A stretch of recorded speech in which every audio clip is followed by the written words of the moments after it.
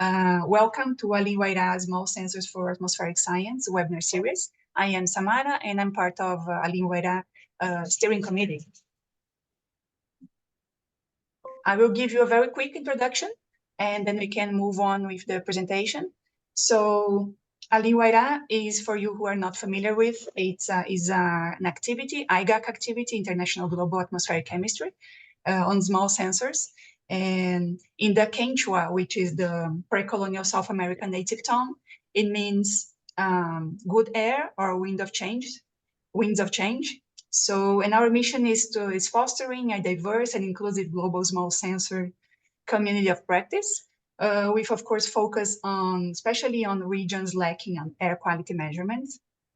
And of course, we want to promote accessibility. I'm in Brazil, and as you can see, we are from everywhere in the world. So our steering committee is composed of people from many different places. And today in this webinar, we are doing this in collaboration with Citizen Science Global Partnership, which is a global hub or a network of networks where they are promoting actions to make community and citizen science mainstream globally. Also, their mission is they're interested in scaling up community contributions to mitigate key environmental issues locally and globally, and sharing resources and supporting less resourced and less developed countries. If you are interested to hear more about Citizen Science Global Partnership, you're welcome to scan code here and be part of this community of practice. Also, in Allin-Wayra, we are promoting a series of activities this year. So one of them is that together with the Citizen Science Global Partnership, they are developing a sensor guideline, which is going to be out very soon. So stay tuned. And we are also part of the Compass project, which is a project where we want to develop an open source data management system. And if you're interested in that, and if you are from Latin America specifically, next month, we are going to have a workshop on that. So the idea is to focus on these people who are working with, from acquiring, storing, and sharing data from air quality. And so people who are interested in discussing about, so we would like to listen to their inputs and their feedbacks and their needs in order to make the system as diverse and inclusive as possible. So if you're interested in that, please register. I will add the link later on the chat. And this workshop is going to be in 2 days. So on the 18th for Spanish speakers and Portuguese speakers. And then we're going to separate on a second day on the 25th of June only for Spanish speakers, and on the 26th just for Portuguese speakers. Okay. And of course, this is the second webinar of our webinar series. And we're going to have more along the year, so I'll tell you more about it by the end. And of course, if you are interested, if you'd like to hear and to know about the next webinars we are promoting and other activities, also about the guidelines we're going to share, you can sign up for the mailing list or just email us and we can put you in the email list as well. So with that, I pass to Nicole, my colleague, to introduce our dear speakers. Thank you. Great. Thank you, Samara. And thank you, everyone, for joining us. I'm delighted to be introducing our two speakers today. So first up, we have Dr. Kayla Schulte, someone who I'm lucky enough to call a colleague here at Imperial College London. She is an environmental and social researcher working within the environmental research group here, who explores communication strategies for environmental risks such as air pollution. And Kayla's going to be presenting a bit of her work about engaging with communities around air pollution data and information, and some insights from a recent conference that she hosted around the communication of air quality. So on that note, I'll hand over to Kayla to get us started, and then we'll come on to Raghu following her presentation. Thanks so much, Nicole. Hi, everyone. Really, really delighted to be here today to speak to you a little bit about my work and my learnings. I'm just going to share my screen really quickly. All right, let's do this. And let's go full screen, please. Okay. Continue to share. Are you able? Yeah, we're seeing everything. Thank you. Everything. Full screen, as it should be. Full screen. Perfect. Okay.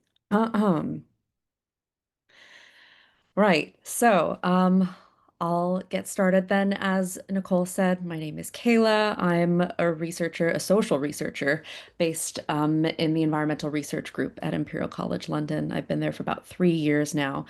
And I work predominantly on community-based projects, which aim to evaluate and enhance the design and delivery of environmental hazard alert systems and communication mechanisms, namely to better support global population health and mitigate health risks, particularly among socially and digitally marginalized groups. I started off with a strong focus on the digital and very quickly learned that missing a substantial portion of the global population if we're not really thinking more broadly than that. So it's really, really shifted my work and informed my work. My background is in both qualitative and quantitative methods, particularly in sociology, geography, and population health. So that all informs my work. And yeah, as I said, I'm delighted to present some findings from projects I've been involved in over the past few years, and hopefully get a good dialogue going around how work with air sensor data, um, or how to work with air sensor data in locally impactful and meaningful ways.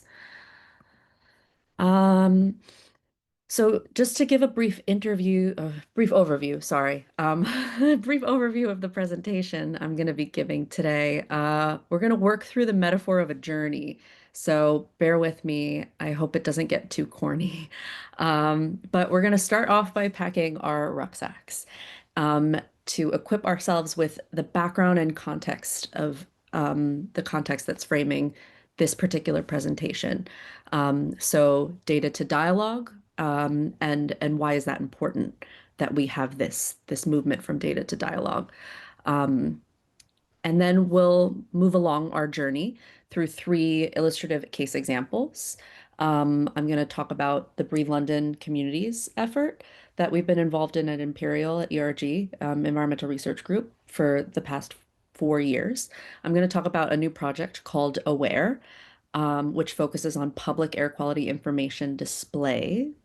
And then I'm going to talk about the conference, Communicating Air Quality Conference, that Nicole alluded to.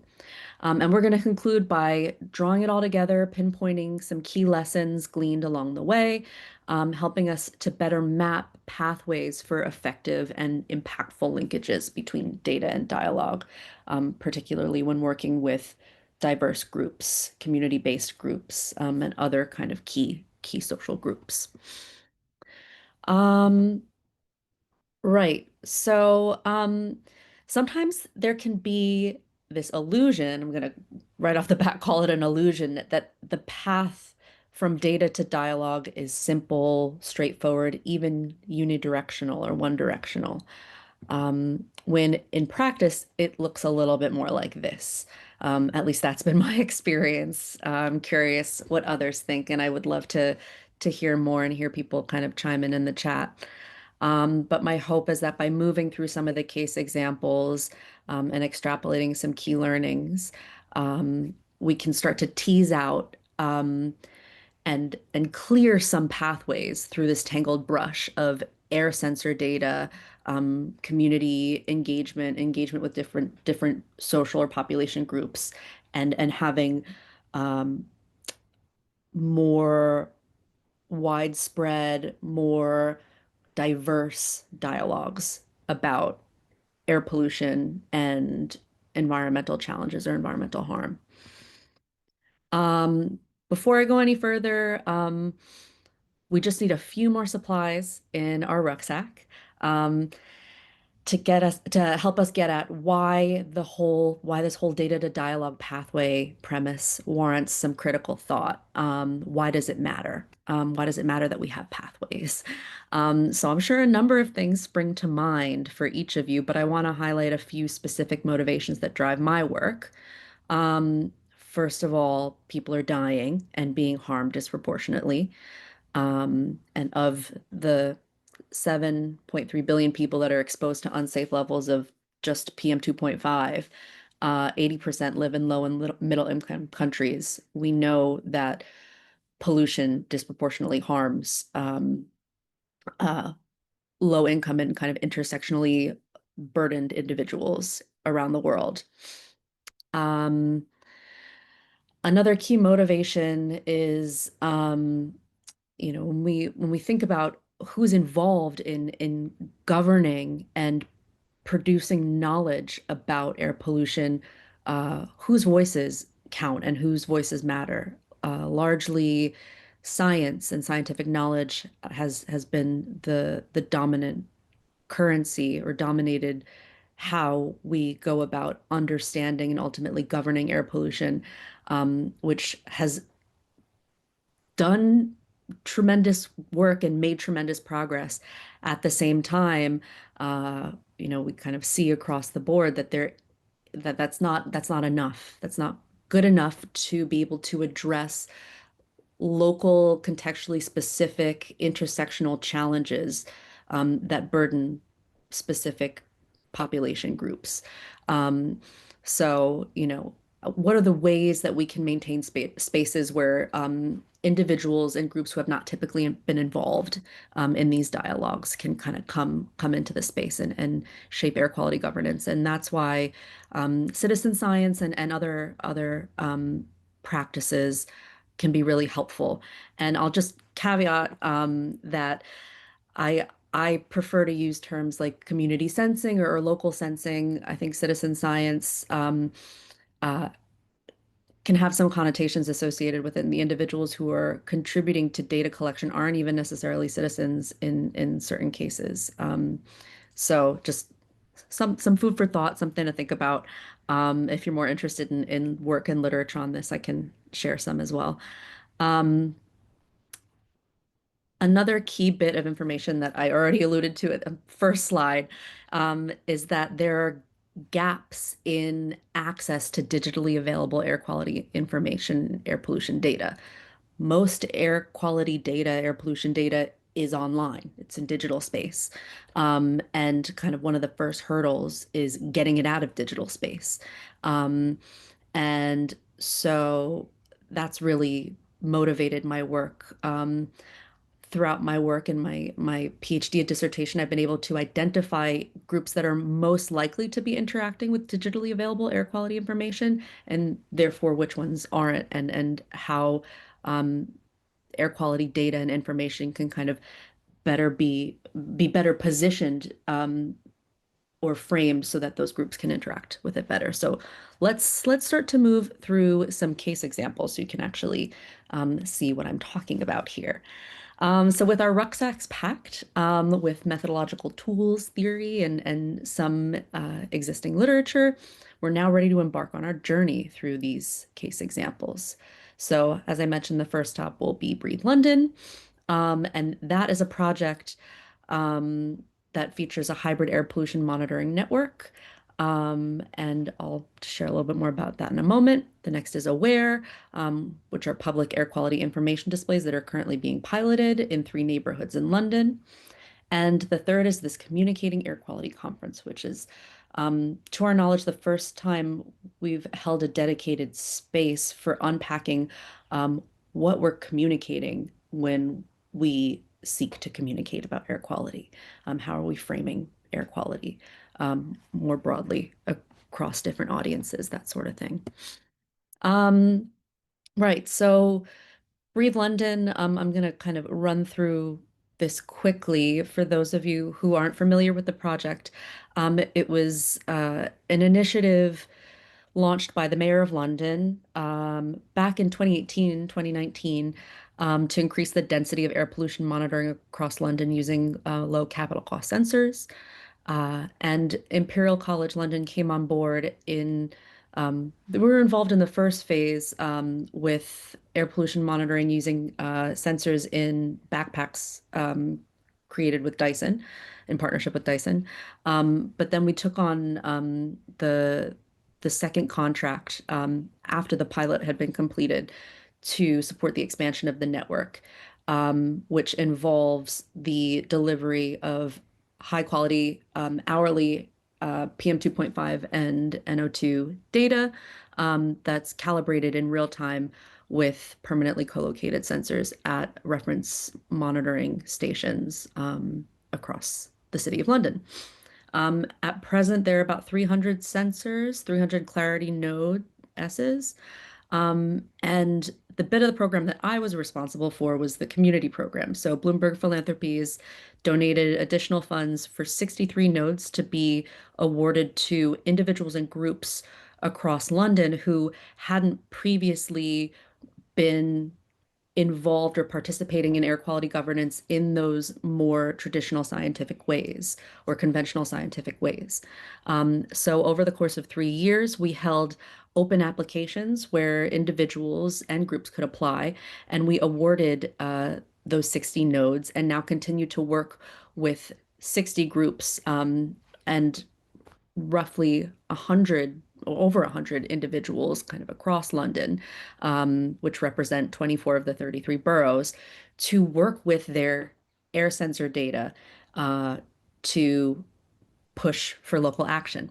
And oh, there's a graphic right in the middle of my text. Anyway, you don't need to read you don't need to read the text. So yeah, the aim of the Bloomberg funding was to further democratize access and generation of air pollution data. So kind of a theme of this talk, theme of this session, moving from data to dialogue. But what does that look like in practice?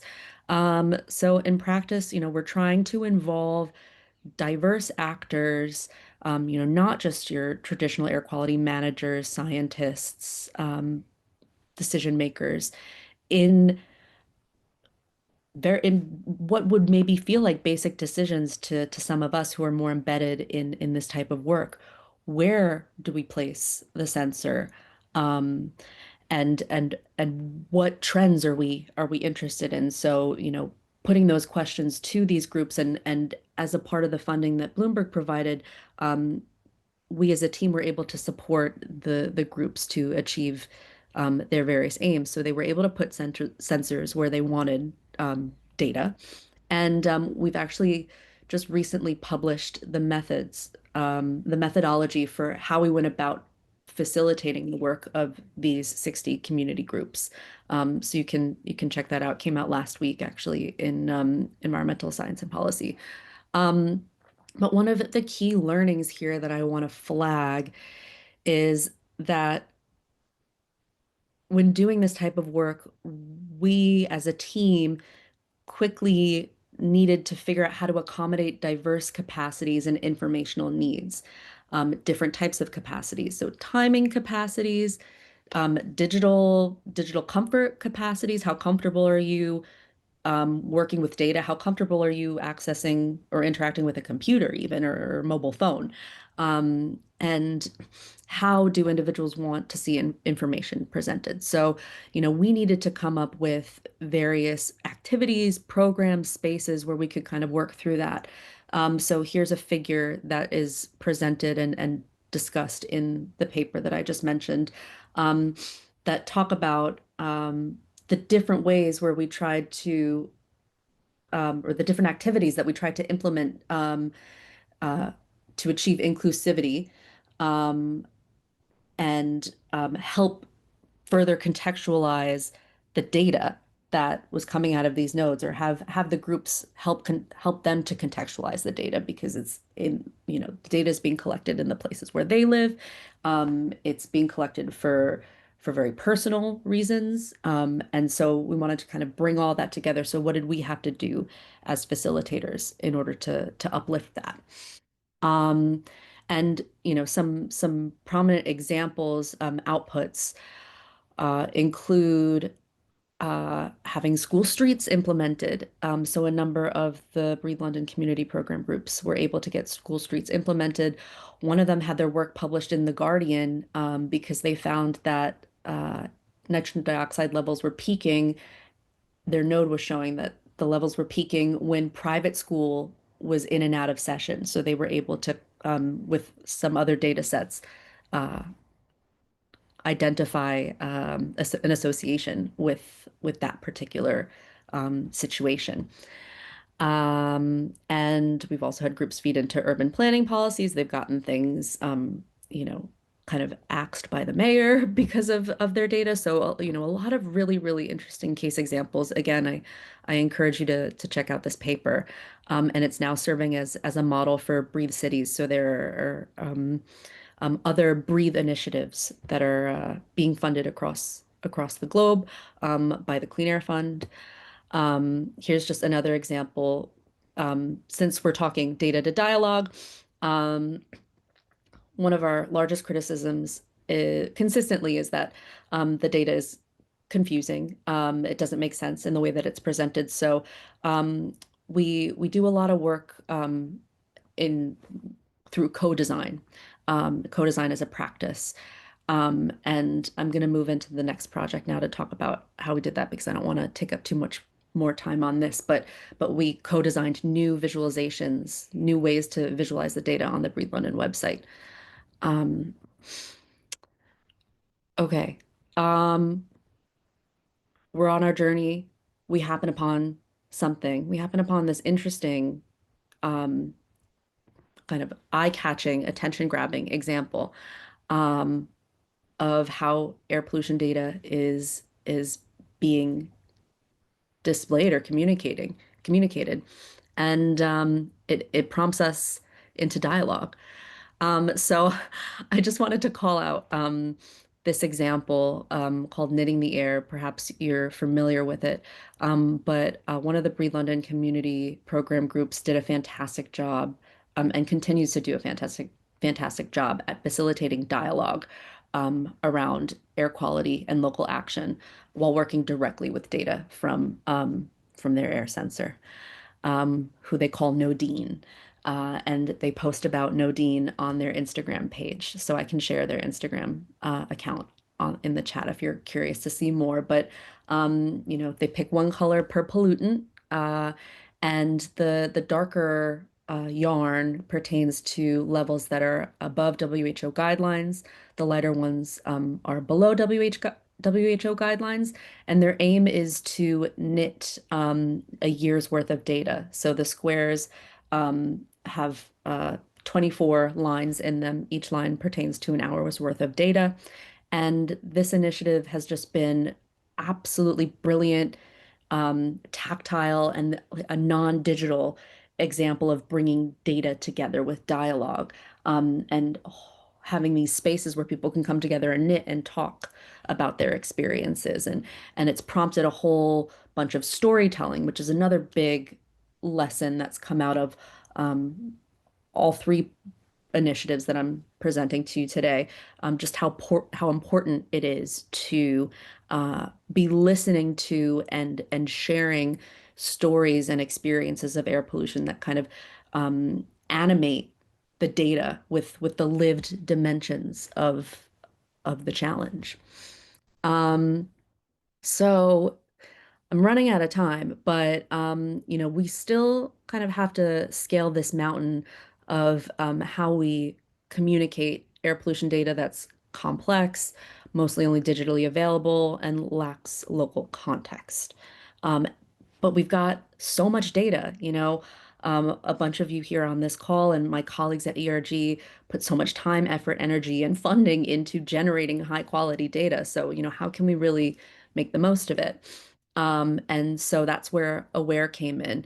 AWAIR was also inspired by kind of one of its creators, Andrew, who you know saw Rosamund Kissy Deborah speaking on the nightly news about how she just wished more information about air pollution could be out in the streets. So that combined with all of the other tools and evidence in our rucksacks just really pushed Andrew to try and develop um, the mechanism behind what is now AWAIR.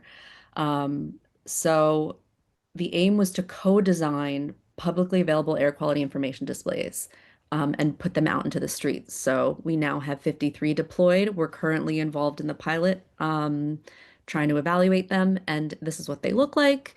They have a new scale. I'm trying to rush through really quickly because I know we're going to run out of time. But the new scale combines both the WHO and the UK Daily Air Quality Index, and I encourage you to go to the AWAIR website and check it out. I can share that link in the chat as well.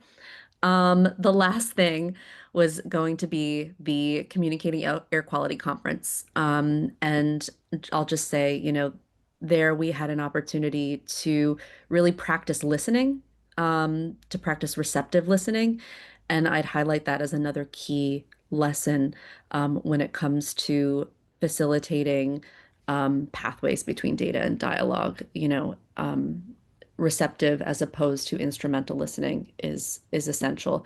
So kind of here are the key lessons learned from my experience working on community-based projects to facilitate pathways between data and dialogue. So really trying to work to encourage diverse knowledges being incorporated into air quality governance.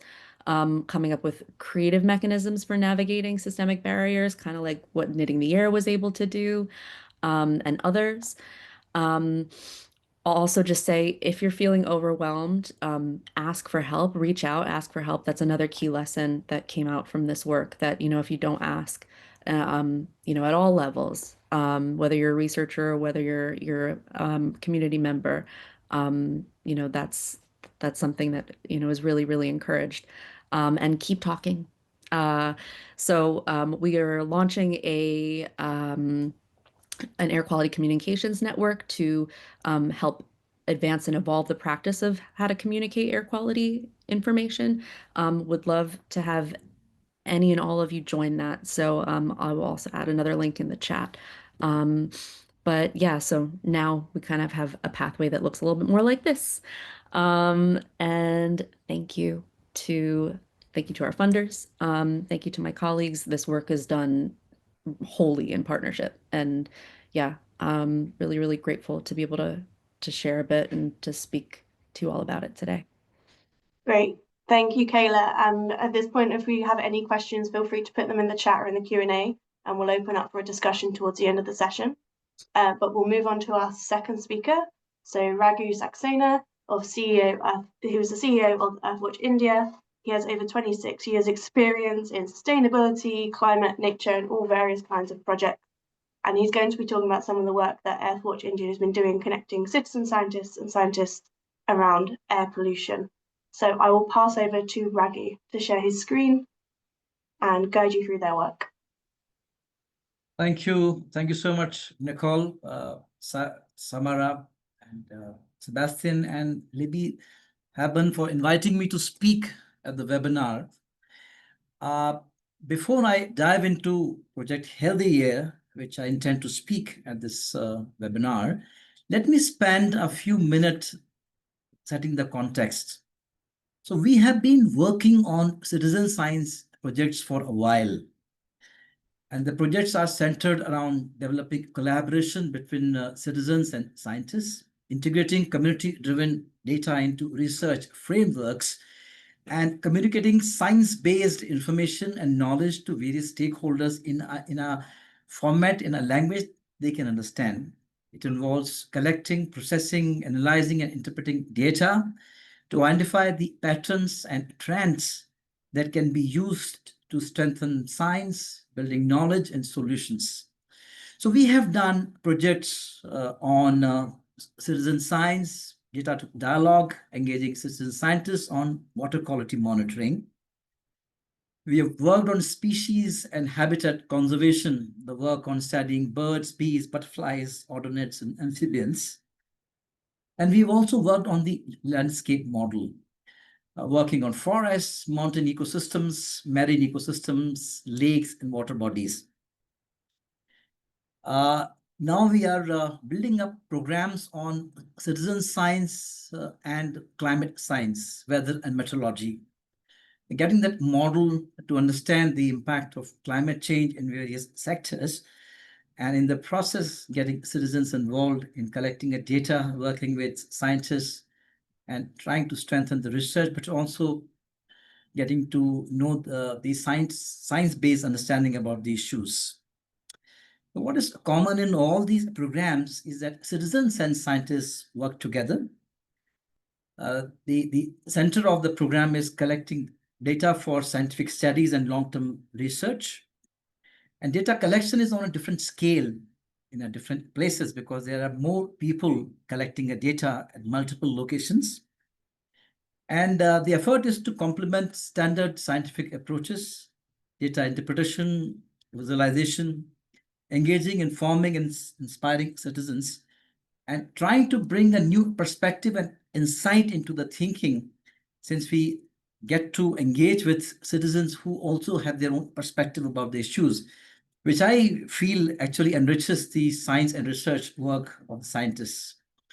We set up the measures of success and the high-level goals for the programs that I just mentioned about. And one of them is by supporting scientific field research. How do we help enhance the scientific knowledge and how do we share it? How do we engage citizens, businesses, corporations as key stakeholders? How do we inspire the individuals towards positive actions and solutions? And finally, trying to make a difference on the ground by enhancing the natural and socio-cultural capital. That's the kind of framework that we have been working on for a couple of years now. The reason why we feel there is a growing interest in citizen science, and it's a rapidly growing and evolving field, is because of the societal needs from the side of environment, healthcare, basic science. We have technology which is available, affordable, and there is connectivity. And then the fact that there is an open access, open source, open science, open education. So open is the trend which is emerging now. And I think from that perspective, the work on citizen science gains that much importance. Keeping that perspective in view, about 4 years back, we started Project Healthy Air. More and more people, especially the younger people, are interested in the quality of air that they breathe. So we initiated the Healthy Air program, a citizen science initiative. And the effort was to create interest in accessing real-time air quality data at the local level, and then a process to interpret that data with experts for the stakeholders. So we introduced low-cost air quality sensors, portable, app-enabled in schools, colleges, and community areas.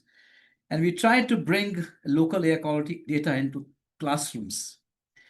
Teachers were trained, students were trained to make education and learning more impactful. And the process was to build up fluency in observation and data collection, interpretation of data with the air quality experts and healthcare professionals, and use of data for long-term scientific studies. As you can see, in a broader sense, the project from the side of air quality was trying to build up the understanding of about the causes and sources of air pollution, hands-on learning on how air quality sensors collect data, and how does this contribute to long-term scientific research, data which is being collected, and how does it really inspire individuals for personal behavioral change, small steps to improve air quality and reduce their exposure to pollution. That was the program that was initiated about 4 years back. So the way I would like to explain the process is that one of the key attributes of the program was the deployment of air quality sensors and data. So we tried to get the latest sensor technology to citizen scientists in a very user-friendly way. And then we kept tracking the ongoing improvements in the performance of low-cost air quality sensors. I'll just show you there are kind of sensors that we are using for this program. This is a sensor which is built in India, it's high quality, and it is app-enabled. And then there are these sensors that we are using. And then these are other handheld sources, mobile sensors that we use. I'm going to speak about that. And then we rapidly deployed air quality monitoring sensors at many locations. tried to decentralize air quality data, and then kept a focus on how do we observe and interpret a data, its visualization and analysis with the scientists, so people can understand in a language which is easily understood by a range of stakeholders. And then obviously, since the scientists are involved in the process, it is the data to support long-term scientific studies. We also thought about how this emerging air quality data stream might best be used to complement and supplement the reference air quality monitors used at the large scale. How do we build up that kind of convergence in the process? So from the point of view of the goals and objectives, the program aimed at increasing the citizen science air quality data, which is open, findable, accessible, and reusable. The amount of data gaps which can be filled in. Then also looking at data cleaning and collaboration of EQ data, facilitation of interpretation, visualization, analysis. I'm saying it again because that was the focus of the program, that it should be understood in a way that it can impact thinking of the people, the science-based approach. And then support these citizen science air quality monitoring programs in schools that integrate the AQ information and processes into the systems. We developed guides, curriculums, also the information required by citizen scientists to get more insight about the program, and which can then really get them more involved for positive actions, small positive actions they can take. I'm going to mention some of them. And then how it can help improve air quality and also reduce their exposure to pollution, the larger goals of the program. So we started using a couple of sensors. You can see these digital technology tools over there. Then we have the mobile apps that we are using, which is used for collecting data. And so from one end, the citizen scientists feed into the mobile app data. At the other end, the scientists are able to open it and simultaneously see the data as they are working on the research. These are the sensors I just mentioned about, the portable handheld monitors, outdoor monitoring stations. And in each case, the data can be seen on the internet and for the real-time air quality monitoring and data. These are the wearable sensors that we are using at various places. It's been quite helpful for the participants, students, and teachers working on the program. They would actually track the air quality en route from where they start their journey in the morning and going up to their schools and colleges by using all this. And they can actually choose which is the route which is less polluted to follow. So we try to bring in technology to empower the stakeholders, citizen scientists, to look at various options to know more about, and then these wrist-mounted air pollution detectors, which we are to use in the future. A lot of focus on the program has been on monitoring indoor air quality beyond the outdoor, in fact, outdoor and the indoor. And the reason is that we felt that it's important for people to understand that it's not just the outdoor, it is also equally important, whether they are in schools and colleges and workplaces and so many other places, that the indoor air quality is equally important. And there are several sources which can lead to indoor air pollution. So I think the program looks at both the indoor and outdoor air quality with equal focus. And again, using sensors for mapping both. Then, as I just mentioned, we work very closely with the healthcare professionals who chip into the program Healthy Air, who then help citizen scientists who collect data daily, week by week, month by month, to really sit with them and help interpret data and see it from the point of view of health impacts. And they are then able to give that kind of perception from the health point of view of how it can impact the well-being, health and well-being. So there is a fair amount of work which is being done in this project by scientists and air quality experts from the point of air quality data, but also from the healthcare professionals who come and actually contribute to the enhancing the knowledge of the citizen scientists for seeing the data from the perspective of health as well. Now, one of the important aspects that we have been looking at in the program is how to look at data quality. So you can see this data sheet of how we try to constantly go back and look at the reference monitors. So you can see that we use the sensors which are deployed at the networking institutions to collect data and share. It is then sent across for cleaning and collaboration and transformation, aggregating and harmonizing of data, being analyzed, visualized, and shared. Then it's being interpreted to make sense of data. Then it's being shared with stakeholders. And then it goes into the outreach programs with citizen science group.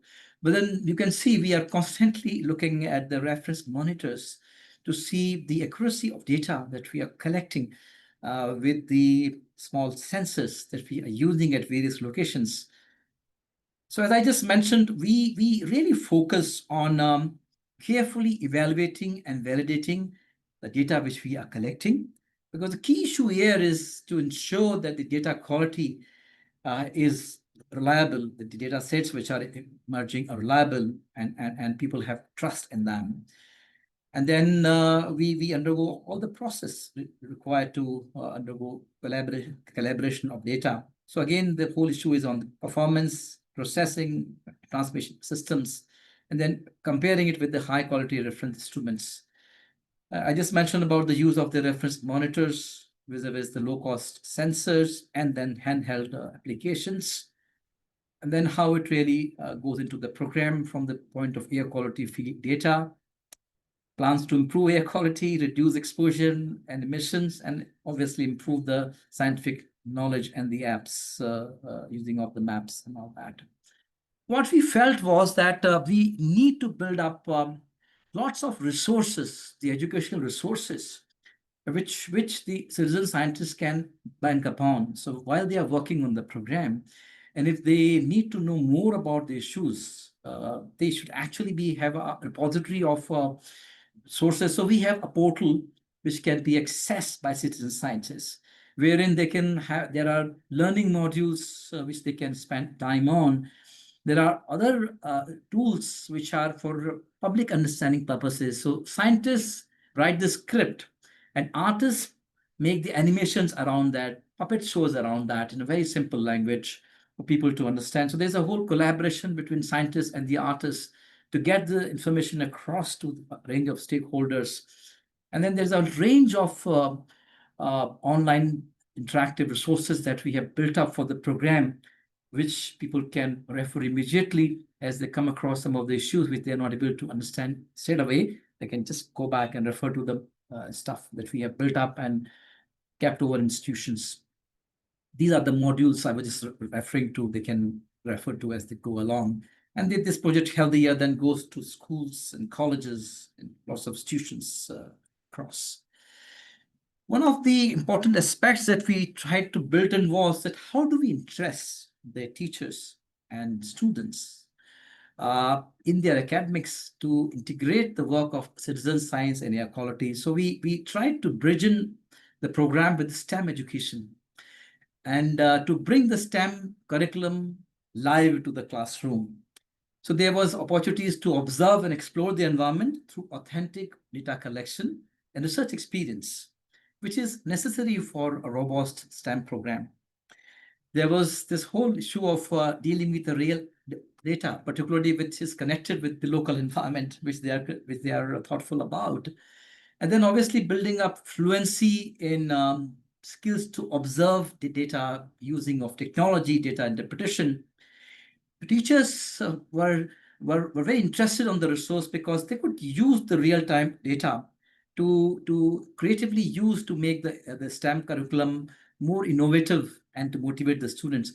So we had used this process earlier on the thematic areas I had mentioned to you in the beginning. So it was easier for us to integrate the citizen science air quality program through Project Healthy Year into the STEM's education. That really helped us integrating the air quality program, citizen science program, alongside the curriculum and the STEM education, which really generated a larger interest in the schools and colleges, teachers and educators all across to see that it is a program which is going to be useful on the other subjects as well as they are teaching.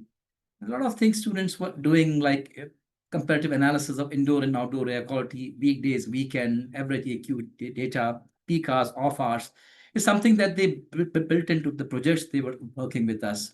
I'm just showing you some of the pictures of air quality champions here using the program in the institutions where all these portable sensors have been put on, and back-end scientists using the data.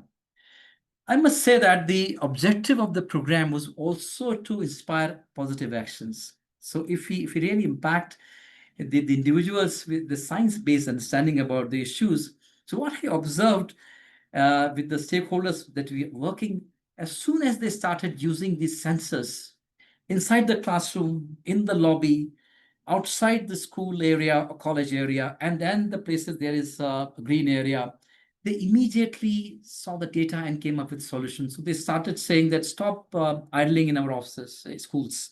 So they installed a policy of no idling in the schools, because they could see that when the vehicles were switched on, that the pollution levels went up. So there was a policy schools implemented by saying no idling. They started putting little flag in the school in the morning, a green flag saying it's all okay, air quality is good, you can do a lot of work in the field, at the ground, it's all okay. If there was some issues, they would always raise a different flag saying, be watchful when you're going out, and if you can avoid the outdoor work. They started using this program to help their friends who had some problem with the respiratory issues, saying that you take that route out when you are coming from home to school, because that is less polluted. So they could actually choose the alternate routes by using the citizen science model to see which is the best route to come over to the school. They also started putting in trees across the school. So I also saw in some of the classrooms, they started putting in the pots and lots of plants around.